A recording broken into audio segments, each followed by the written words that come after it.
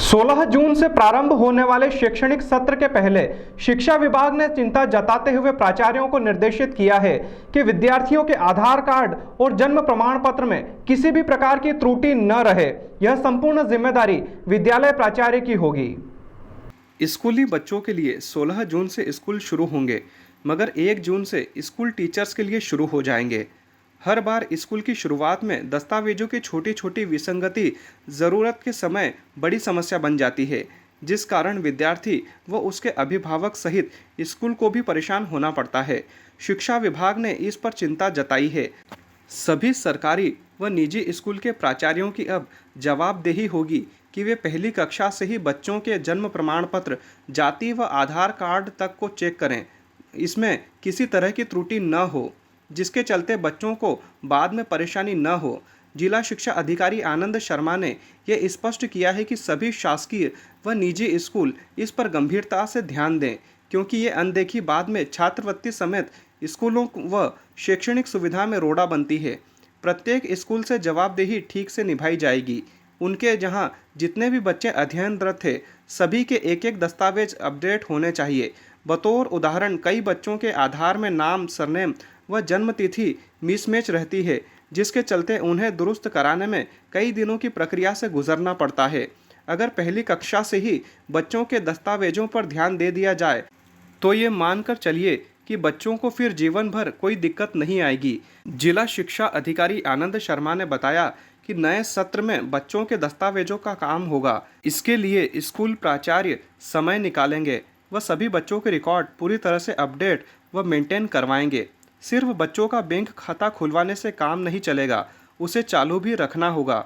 अब बच्चों के बैंक खाते भी अनिवार्य हो गए हैं।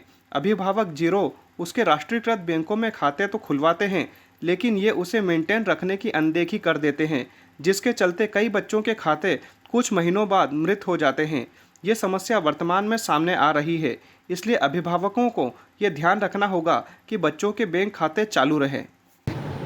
स्कूल शिक्षा विभाग की ओर से उज्जैन के लिए हमने एक वेब लिंक तैयार की है, जिसमें हमने विभाग के जितने भी पोर्टल हैं वो उसमें रखे गए हैं और उसके माध्यम से हमारे सारे शिक्षकों को ये उपलब्ध है, सारी जानकारियाँ वहाँ उपलब्ध हैं। जैसे बैंक में एक सिंगल विंडो वाला सिस्टम है, उसी सिस्टम को हम अडॉप्ट कर रहे हैं, जिससे हमारी जानकारियाँ भी अपडेट रहेंगी और लोग भी हमारे अपडेट रहेंगे।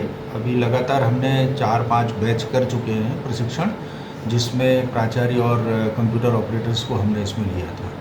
तो इसमें पत्राचार अब नहीं किया जाएगा और केवल अब ईमेल उसके बाद? पत्राचार तो पूर्व की भांति वैसा ही रहेगा, परंतु जैसे हम लोग व्हाट्सएप के जरिए अभी बहुत सारे संदेश इधर से उधर करते हैं, वो सब चीज़ें हम धीरे धीरे उसको सबसाइड करके बंद कर लेंगे, क्योंकि वहाँ पर व्हाट्सएप को कोई ऑथेंटिक वो नहीं है।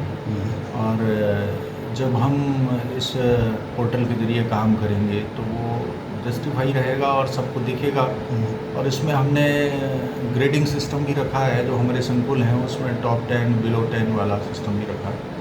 बहुत सारे काम हैं और इसके साथ साथ हमने सारे लोगों को ये भी प्रशिक्षण दिया है और इस पर भी हम काम कर रहे हैं कि अभी जो MP टास्क के माध्यम से SC ST बच्चों को छात्रवृत्ति का वितरण होता है, तो छात्रवृत्ति वितरण में हम देखते हैं कि बच्चों के पास डिजिटल जाति प्रमाण पत्र नहीं है, या जो भी एक मुख्य मुद्दा बच्चों के साथ, शिक्षकों के साथ, गार्जियंस के साथ ये भी है कि जितने भी प्रमाण पत्र हैं उसमें भिन्नता है।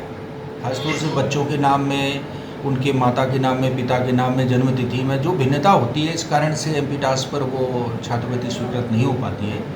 तो इसके लिए भी हमने अभियान छेड़ा हुआ है। हमारे ज़िले में बिल्कुल निचले स्तर से हम लोग कक्षा अध्यापकों को ये ताकीद कर रहे हैं कि बच्चों के वो इस प्रकार के सारे प्रमाण पत्र देख लें। अगर एकरूपता नहीं है तो उस एकरूपता को हम कायम करें, और अगर कहीं कोई कमी है तो बच्चों को और उनके माता पिता को ये अवगत कराएं कि इसको ठीक कराएं। खासतौर से आधार कार्ड में जो नाम होता है, जन्म प्रमाण पत्र में वैसा नहीं होता। जन्म प्रमाण पत्र में उस समय बच्चे का नाम तय नहीं होता है और बाद में उसका नाम स्कूल के बाद जब वो नामकरण होता है तब अलग होता है। तो ये जो विसंगतियाँ हैं इनको हम धीरे धीरे कोशिश करके ठीक करने के लिए काम कर रहे हैं।